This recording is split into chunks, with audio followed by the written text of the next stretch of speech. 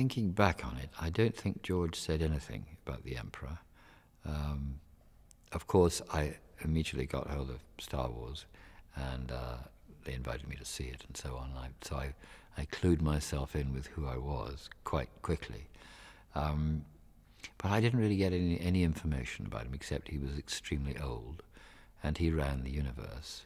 And this man, Darth Vader, worked for him, and did him a lot of good, and not much good to anybody else. Then I met Mark Hamill, who told me much more, and we got on very well. And Mark has a great sense of humour and was very fond of English humour and English comics at that time. So everything started to relax, and it was great fun to work with him. But it was fairly obvious what was going on in terms of the scenes that I had, and I didn't have the full script. I think that very few people had the full script in those days. And George, of course, then you must remember, was producing, so he didn't really want to come up front and chat. I mean, Richard did a bit of that, and Richard filled me in, I think, as best he could. But I had the impression that Richard didn't know all the facts either, though presumably he had a script, if not necessarily the one that the rest of us had. But again, it didn't really matter. As I say, the scenes were strong. The situation couldn't have been stronger, and the character was almost given to me by that face. And I spent most of my time subsequent to that walk down on the first day in this large black chair, and I was very old.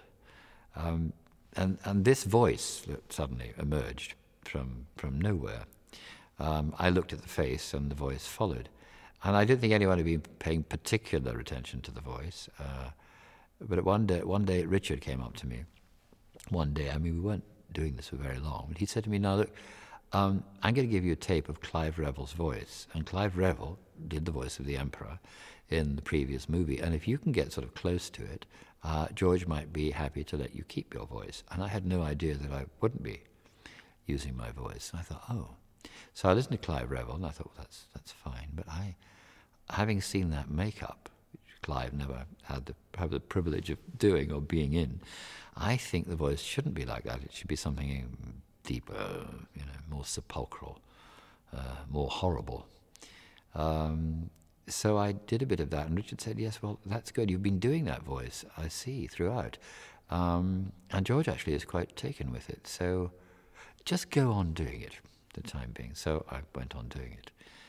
And then when we came to looping, very much later, most of the film was redubbed for technical reasons in those days. If not all of it, and certainly all of my part was.